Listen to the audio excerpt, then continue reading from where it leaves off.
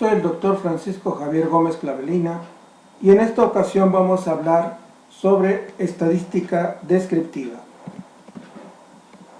La estadística descriptiva es la rama de la estadística que formula recomendaciones de cómo resumir de forma clara y sencilla los datos de una investigación en cuadros, tablas, figuras o gráficos. Antes de realizar un análisis descriptivo, es primordial retomar el o los objetivos de la investigación, así como identificar las escalas de medición de las distintas variables que fueron registradas en el estudio.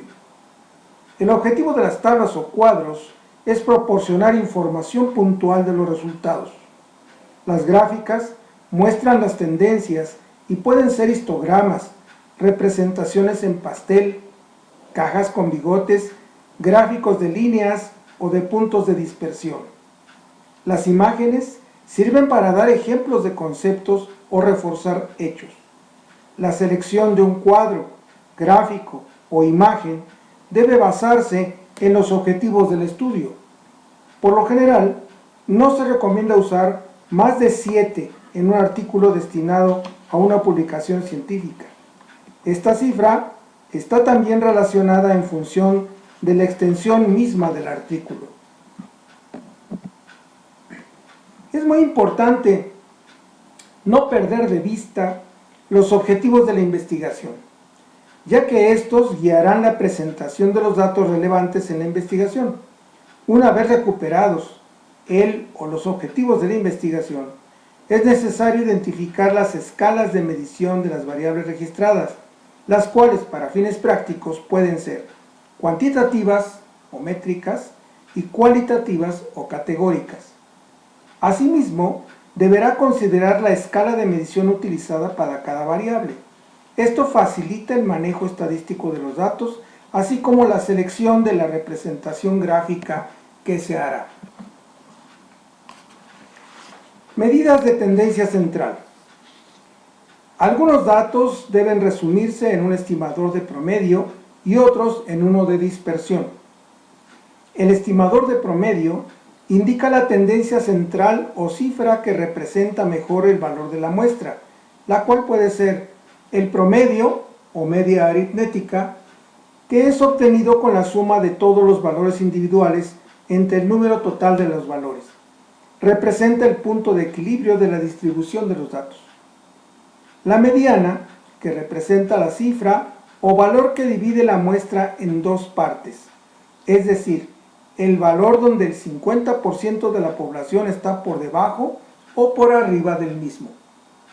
Finalmente, la moda o valor más frecuentemente encontrado en las mediciones es otra de los elementos llamados de medidas de tendencia central, aunque es poco utilizado. Las medidas de dispersión tratan a través del cálculo de diferentes fórmulas de arrojar un valor numérico que ofrezca información sobre el grado en que una variable cambia su valor en relación con las medidas de tendencia central.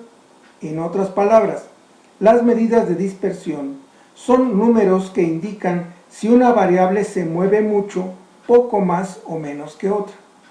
La razón de ser de este tipo de medidas es conocer de manera resumida una característica de la variable estudiada. En este sentido, deben acompañar a las medidas de tendencia central. Juntas, ofrecen información de un solo vistazo que luego podremos utilizar para comparar y, si fuera preciso, tomar decisiones. El rango es un valor numérico que indica la diferencia entre el valor máximo y el mínimo de una población o muestra estadística. La varianza es una medida de dispersión que representa la variabilidad de una serie de datos respecto de su media. Formalmente se calcula como la suma de los residuos al cuadrado divididos entre el total de las observaciones.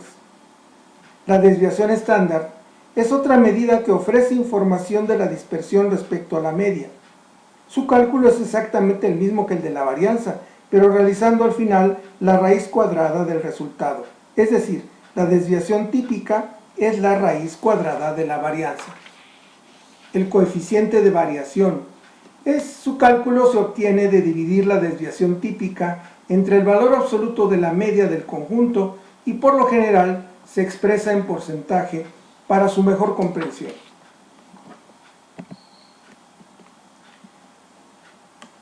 Junto con las medidas de tendencia central y de dispersión, conviene evaluar si los datos tienen una distribución similar a la normal, también conocida como distribución Z o de Gauss. Para determinarlo, se utilizan las pruebas de Kolmogorov-Smirnov y o la de Shapiro-Wilk. Para una explicación de la aplicación de estas pruebas, es necesario ver el video preparado por el Dr. José Supo en la dirección electrónica que se encuentra al pie de esta diapositiva. Vale la pena señalar que si la distribución de los datos es normal, se tomarán decisiones acerca del tipo de prueba estadística que se utilizará para la prueba de hipótesis que establezca el objetivo del estudio. De allí la importancia de llevar a cabo la prueba o bien de Kolmogorov-Smirnov y o la de Shapiro-Wilk.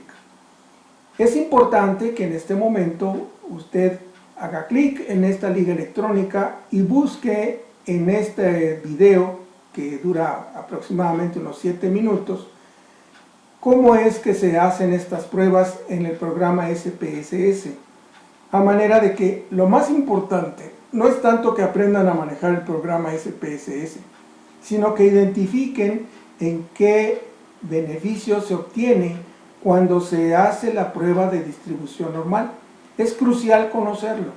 Si nuestros trabajos o nuestros datos tienen distribución normal, optaremos por ciertas medidas o por ciertos procesos o procedimientos estadísticos que están basados en esta distribución. Si no son normales, entonces utilizaremos otras pruebas estadísticas y de ahí la importancia de este video.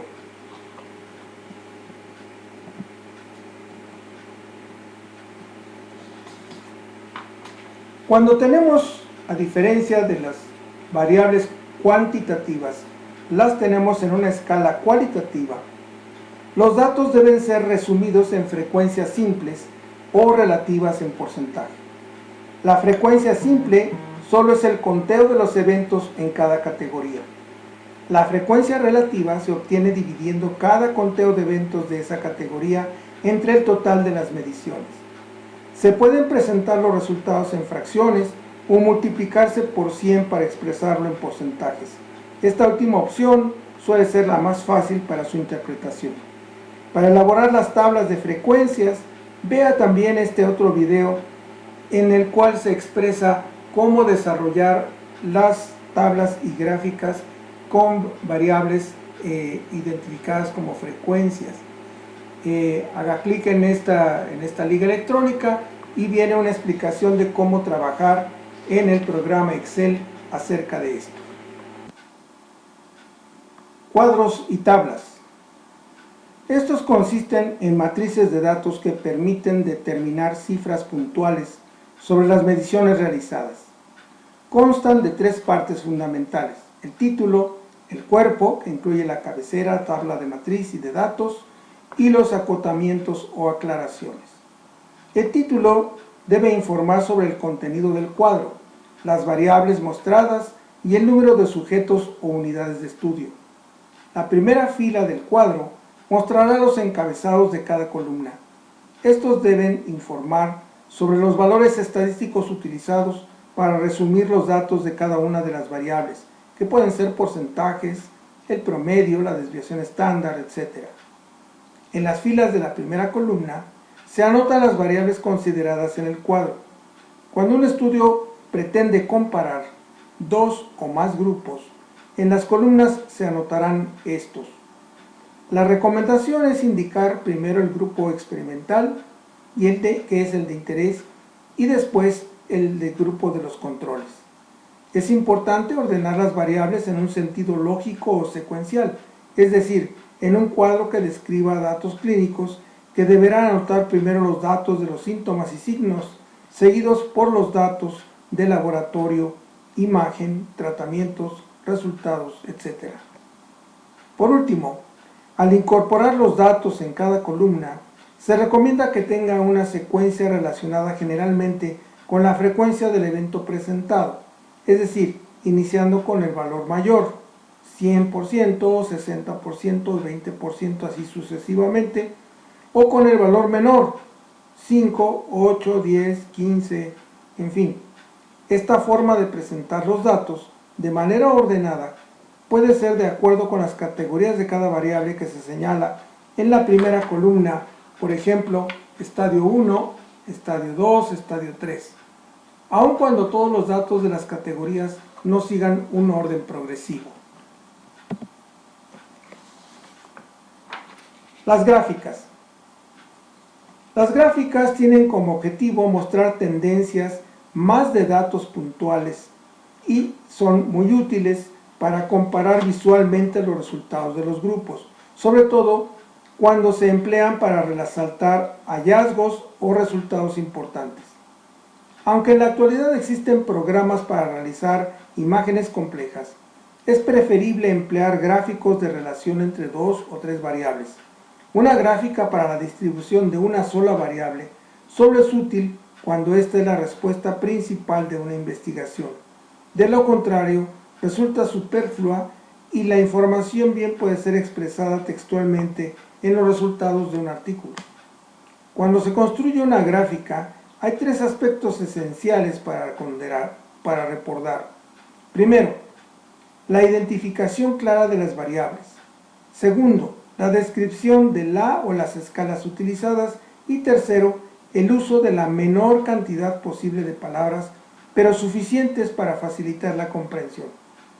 Con excepción de las gráficas de pastel, las restantes suelen tener al menos 2 ejes de construcción: el eje de la ordenada o X, que suele ser la variable independiente o predictora, y el eje de la abscisa o Y, que corresponde a la dependiente o el resultado. La decisión de cuál elegir dependerá del número de variables por mostrar y de la escala de medición de cada una. Existe una gran variedad de formas de representar con gráficos los resultados. En la diapositiva se presentan algunos ejemplos. La facilidad de utilizar software para su diseño pues hace impropio tratar de enseñar el manejo de este. Es de mejor importancia resaltar algunas premisas importantes, como las que siguen. Primero, debe seleccionarse cuidadosamente la información que se presentará. Otorgue la preferencia a los resultados relevantes acerca del objetivo del estudio. Segundo, considere que en una publicación científica suele limitarse el número de tablas y gráficos, entre 5 a 7 como máximo. Siguiente, el uso de colores no siempre es útil. La mayoría de las publicaciones se editan en una sola tinta. Utilicen solo tabla o gráfico. Evite utilizar ambas para los mismos datos. La descripción de datos con una o 2 categorías puede hacerse en texto. Ejemplo, si en su estudio se incluyeron 65% de hombres y 35% de mujeres, no es necesario hacer un gráfico. Mencione los datos en el cuerpo del documento.